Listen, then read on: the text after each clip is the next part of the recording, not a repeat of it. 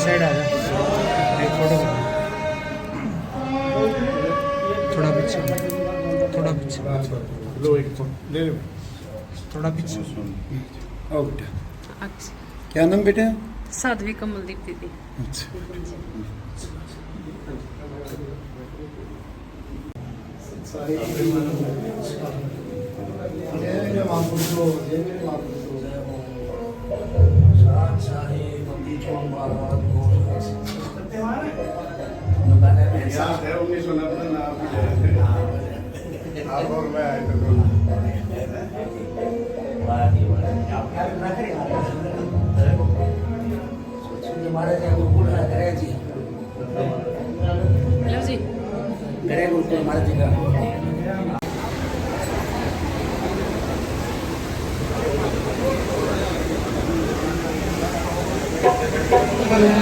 Hello जी, सभी जितने भी भाई भाई खड़े हैं सभी बैठ जाएं। आप पिछाड़े हो।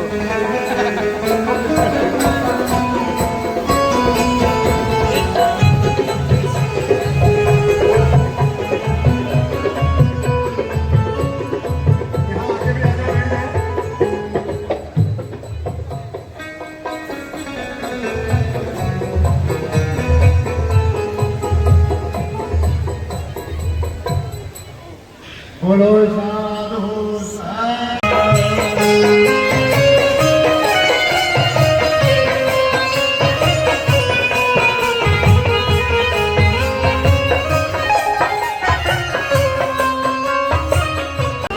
मंगलम भगवान विष्णु मंगलम गरुड़ध्वज मंगलम पुंडरीकाक्षं मंगलाय तनो हरे कर्पूरी गौरं करुणावतारं संसारसारं साहिब ईसा संत महाराज जी को सर्व संत समाज को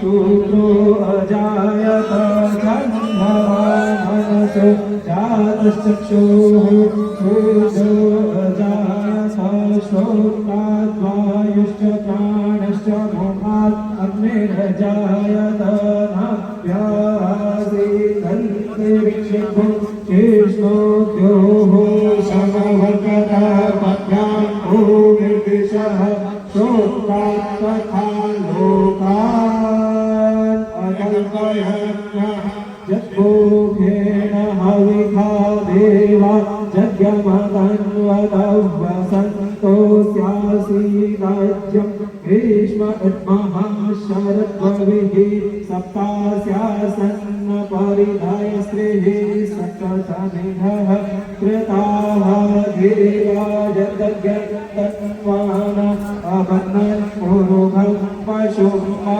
जग्नेन जग्नमय जन्तदेवा सारिधर्मा विप्रथमान्यासन्नः तेनागं महिमानः सजन्तजक्रतुल्ये साभ्याः सन्दिदेवाः अभ्यः संहृतः पृथिवेरसा च विश्वकर्मणः ॐ नमः शिवाय नमः। और स्वामी सूर्यवंशी महाराज ने बताया शुभ दिन भी है और भावपूर्ण श्रद्धांजलि दिन भी है। जिस श्रद्धा से हम भाव प्रकट करने जा रहे हैं उसी श्रद्धा को और आगे कैसे पहुंचाया जा सकता है। जैसे जैसे गुरुओं का आदेश होता है शिष्य उस परंपरा को निभाते हैं। ऐसे ही जैसे गुरु शिष्य की परंपरा आश्रमों की परंपरा चलती थी, इसी परंपरा को सीख करके भक्त जन समाज में अपनी परंपरा चलाते थे। और राजा महाराजा साधु संतों के आश्रम में आते थे और जैसे जैसे कार्यक्रम में देखते थे कि देखिए गुरु और शिष्य का कितना अच्छा प्यार है। जैसे जैसे उत्तराधिकारी बनाते हैं और जैसे जैसे अधिकार परिवर्तन होते हैं, अधिकार परिवर्तन होते समय कितना प्यार और प्रेम है। शिष्य मना कर रहा है और गुरु दे रहा है। तो इसी परंपरा को सभी गृहस्थ लोग जो आश्रमों में आकर के कार्यक्रमों में सीखते थे, ऐसे ही राजा लोग भी आश्रमों में आकर के कार्यक्रम को देख करके शिक्षा लेते थे। परंतु आज देश का बड़ा दुर्भाग्य है, आप देख रहे हैं एक राजा ने अपने राज्य में कहा कि देख करके आओ मेरी नगरी में कोई साध संगत, कोई गृहस्थी, कोई सन्यासी दुखी तो नहीं है। यदि मेरे राज्य में होते हुए मैं यहाँ का राजा हूँ और मैं दुखी हो गया तो फिर मेरा राजा रहना कोई औचित्य नहीं रह जाता। मंत्रियों को भेजा और पहरेदारों को कहा कि नगरी में कोई व्यक्ति दुखी नहीं होना चाहिए, कोई प्राणी दुखी नहीं होना चाहिए, चाहे जान है चाहे बेजुबान है, कैसा भी है। तो ऐसे ऐसे राजा लोग होते थे और गुरु का आशीर्वाद प्राप्त करके देखते थे। आज वो परंपरा आपको शायद ही समाज में देखने को मिलेगी। मंत्री लोग पहुंचे नगर में घूमते घूमते देखा कि सबसे पूछा कि कोई गृहस्थी व्यक्ति है, कोई साधु संगत में, कोई समाज में कोई व्यक्ति दुखी तो नहीं है नगर में। कहा कि महाराज यहाँ कोई दुखी नहीं है, सब सुखी है, सबके पास मकान है, खाने के लिए भोजन आदि की सब व्यवस्थाएं हैं। नगर में विद्यालय चलता है, पढ़ने के लिए विद्यार्थी जाते, किसी भी प्रकार का कोई भाव अभाव दिखाई नहीं देता। किसी आप जैसे सज्जन व्यक्ति ने कहा कि हाँ एक व्यक्ति दुखी है नगर में। तो पूछा कौन है? कि नगर के बाहर कुटिया में रहता है, झोपड़ी बनाई हुई है, उससे जाकर के आप मिल सकते हैं। वहां पहुंचे तो एक साधु भजन कर रहा था, उसे जाकर के मंत्रियों ने पूछा कि आप दुखी दिखाई देते हैं। बोले भाई मैं कोई दुखी नहीं हूँ, मैं तो जिस कार्य के लिए भगवान ने यहाँ पर भेजा था वो कार्य मैं कर रहा हूँ, भजन करने आया था। उस भजन के लिए मुझे कुछ नहीं चाहिए, नगरी में जाता हूँ, भिक्षा लेता हूँ, 2 समय की रोटी मिल जाती है और भजन करता हूँ। तो मंत्रियों ने कहा कभी राजा का आदेश है, सोचा पता नहीं क्या कह रहे कि कुछ देख करके आए हो या वैसे घूम करके आ गए। तो कहा साधु से पूछा आपके पास कुछ भोजन की व्यवस्था है? अपने आप लोग घरों में व्यवस्था करते हैं, ऐसे तो बोलते हैं कि पद का भी भरोसा नहीं है, एक चंद मिनट का भी भरोसा नहीं है, परंतु अचार अपने घर में 1 साल का डाल करके रखते हैं। जैसे ये पता हो कि यहाँ शायद 1 साल तक हम जीवित रहे। तो साधु से पूछा भोजन की क्या व्यवस्था है? महाराज जी भोजन तो है नहीं, ना आटा है ना बनाने की व्यवस्था है। फिर ऊपर देखा तो बारिश का मौसम था, तो कहा कुटिया भी जो झोपड़ी है वो टपक रही है, बारिश का पानी उसमें आ रहा है। तो मंत्रियों ने कहा आपके पास रहने की उचित व्यवस्था नहीं है, इसलिए आप दुखी दिखाई देते हो। पकड़ करके राजा के पास नहीं करके गए। जैसे राजा के पास पहुंचे, साधु वहां पहुंचा तो राजा ने पूछा महाराज दुखी हो? बोले नहीं दुखी नहीं। तो बोले सुख का कारण क्या है? आपके पास ऐसी क्या चीज है जो आप सुखी हो? बोले भोजन की व्यवस्था है 10-20 दिन की, साल महीने की। बोले नहीं है। फिर पूछा राजा ने, बोले जहाँ रहते हो वहाँ बारिश में, आंधी में, तूफान में खिड़की दरवाजे ठीक लगे हुए हैं? बोले नहीं लगे हुए। बोले कि बिस्तर किस चीज का है? बोले कि काठ की बोरी बिछा करके उस पर सो जाता हूँ। बोले बिस्तर नहीं है? बोले नहीं है। चारपाई है? बोले नहीं है। तो बोले फिर सुखी कैसे? कोई गाड़ी घोड़ा है? बोले नहीं है। बोले कोई शिष्य सेवा करने वाला है? बोले नहीं है। फिर सुखी कैसे हो? तो राजा ने कहा साधु से, बोले सुख तो ऐसे मिलता, चलो मैं दिखाता।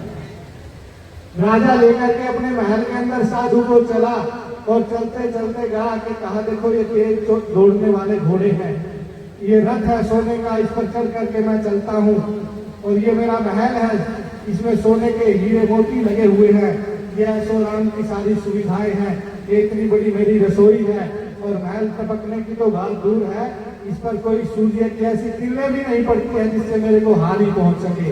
और फिर आगे चले तो कहा कि ये कौन है? बोले ये दास और दासियां मेरे जो मेरी सेवा में रहते हैं। सामने से पूछा, अपने मेरी पत्नी है जो मेरे सबसे नजदीक रहती है और सबसे ज्यादा देखभाल मेरी करती है। तो ऐसे करते करते साधु को सब कुछ दिखाया और कहा महाराज आपकी कोई ऐसी व्यवस्था कर दूं। तो साधु मना करता चला गया, बोले मुझे नहीं चाहिए। आज तो आप राजाओं के पास जाओगे तो एक पत्थर लेकर के जाते, बोले महाराज जी मेरे लड़के को लगवा दो। राजा से कहते हैं आप मेरा ये काम कर दो, आज हमारे नगर में ये काम कर दो, लाइट नहीं आती, ऐसे सिफारिश से लेकर के जाते। राजा ने साधु से कहा कि आप कुछ तो लीजिए, कुछ तो व्यवस्था मेरे द्वारा करवाइए। साधु ने मना कर दिया। तो राजा ने कहा कि आप एक बात बताइए, ये अंगूठी आप ले लीजिए। तो साधु ने विचार किया, राजा है पता नहीं क्या आदेश देते, पहले दे देते थे कि इसको फांसी चढ़ा दो, आदेश होगा तो हो गया। तो साधु ने डरते डरते वो अंगूठी दे दी। बोले महाराज क्या करना है? बोले आपसे कोई मूर्ख व्यक्ति दिखाई दे इस दुनिया में, आपको कभी मिले तो ये अंगूठी उसको दे दिया। साधु ने अंगूठी ली और अपनी पोटली में डाल ली और चल पड़ा। 4-5 साल बीत जाने के बाद महल की तरफ बहुत सारे लोग जा रहे। साधु ने पूछा भाई क्या बात है, महल में कोई कार्यक्रम है? बोले कार्यक्रम कुछ नहीं है, ऐसा सुना है कि राजा बहुत बीमार है, वृद्ध हो गया है और मिलने के लिए जा रहे। साधु ने सोचा कि मिलना चाहिए, अंतिम समय है, परंतु पता नहीं क्या तत्व की बात बता दे, पता लग जाए राजा है। तो साधु ही मिलने गया, आदेश पहुंचा कि कोई मिलने आया है। कौन है? एक साधु मिलना चाहता। राजा ने कहा ठीक है बुलाइए। साधु राजा के पास गया और जाकर के पूछा महाराज कैसे हो?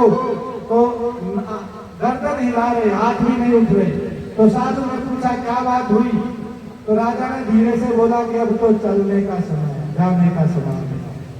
तो साधु ने पूछा कहाँ जाओगे? तो राजा ने हाथ हिला दिया, बोला नहीं जा रहा, हाथ हिला दिया, पता नहीं है। तो बोले जाओगे तो जहाँ जाना है वहाँ महल बनवा दिया है, ये वाला साथ लेकर के जाओगे जिसमें हीरे मोती जले। तो राजा ने हाथ हिला दिया। साधु ने फिर एक बात पूछ ली, बोले जाओगे तो वहां इस रथ में चढ़ करके जाओगे या कोई और साधन लिया जो तेज चलने वाले घोड़े हैं? तो राजा ने हाथ हिला दिया। साधु ने एक बात फिर पूछ ली, बोले जा तो रहे हो तो वहां जाओगे तो ये दास और दासियां जो है 50 ये साथ जाएंगी या और दूसरी व्यवस्था कर दी है? तो साधु ने हाथ हिला दिया। तो अगला प्रश्न फिर साधु ने राजा से पूछ लिया, महाराज बताइए जहाँ आप जाओगे या जाना है तो वहाँ जो सबसे नजदीक, सबसे आपके पास आपकी जो धर्म पत्नी रहती थी और आप कहते थे कि 24 घंटे मेरा ध्यान रखती है, तो आप वहाँ जा रहे तो ये साथ जाएगी क्या वहाँ दूसरी पत्नी मिलेगी? तो राजा ने हाथ हिला दिया।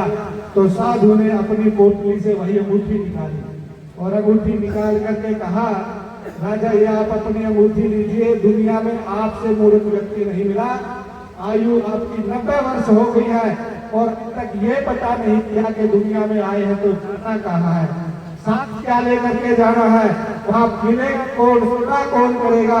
तो इसलिए आपसे मूर्ख व्यक्ति कोई हो सकता है अपनी आयु के 90 साल बिताने के बाद भी ये पता नहीं चला। तो हमें हमारे जो महाराज श्री की आज पुण्यतिथि हम मना रहे हैं, तो ये पुण्यतिथियां जब मनाई जाती तो इनसे कुछ प्रेरणा लेनी चाहिए। ये नहीं हम प्रसाद भोग लिया और अपने घर चले गए, तेरा तुझको अर्पण क्या लागे मेरा हो गया जगदीश, ऐसे बोलते तो हम वही जान के चल देते हैं। तो इन गुरुओं के संतों की आप शरण में आए हैं तो जरूर प्रेरणा लेकर के जाएं। और मैं बहुत बहुत शुभकामनाएं, आज पूज्य स्वामी मंगलानंद जी महाराज ने अपने शिष्य को जो उत्तराधिकारी बनाया है उनके लिए भी बहुत बहुत शुभकामनाएं। और आप सभी साथ संगत के लिए संतों की तरफ से, मेरी तरफ से आप सबको बहुत बहुत शुभकामनाएं। बोलो साधु साथ साहिब।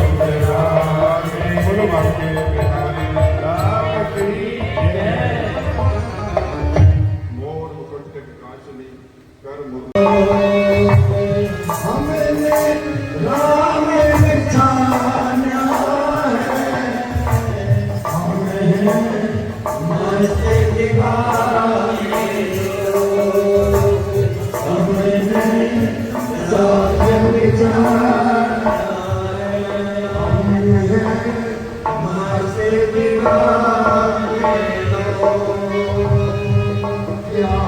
ध्यान और सहजे सुमरन, ध्यान और सहजे सुमिरन, ध्यान और सहजे सुमिरन,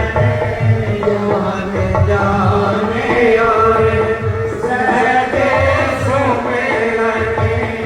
प्रेम वचन मुख बोले, हमें राम बिछाना है, हमें मस्त दीवाने लोग, हमें राम बिछाना है। ऊंचे नीचे की बिन नहीं मारे, ऊंचे नीचे की बिन नहीं मारे, ऊंचे नीचे की बिन नहीं मारे, ऊंचे नीचे की बिन नहीं मारे। मेरे प्यार जो राम बिछाना